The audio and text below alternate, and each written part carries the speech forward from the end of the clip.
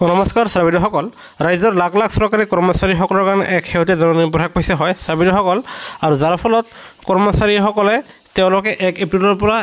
এটা বাধ্যতামূলক নিয়ম মানিব লাগিব হেয়া হল এয়া আপোনালোকে চাবলৈ সক্ষম হৈছে যেটো আপোনাৰ গভৰ্ণমেণ্ট অফ অসমৰ আপোনাৰ স্কুল ডিপাৰ্টমেণ্টৰ ফালৰ পৰা এক হেউতে জননী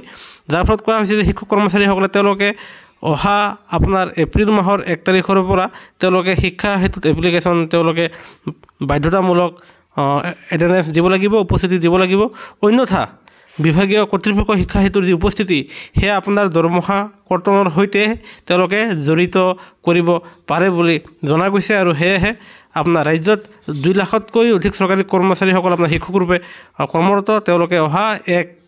এপ্ৰিলৰ পৰা তেওঁলোকে বাধ্যতামূলক শিক্ষা হেতুত তেওঁলোকৰ নিজৰ উপস্থিতি দিব লাগিব আৰু এই জাননীখন প্ৰকাশ কৰাত আমি লৈ আহিলো ভিডিওটো নিশ্চয় লাইক দিব আনহাতে এনেকুৱা ধৰণৰ প্ৰতিটো হেউতে খবৰ তথ্য সহকাৰে সকলোতে পাবলৈ কৰ্মচাৰীসকলৰ প্ৰতিষ্ঠিত একমাত্ৰ চেনেলটো সাবস্ক্ৰাইব কৰিব নাপাহৰিব ভিডিওটো চাবলৈ ধন্যবাদ।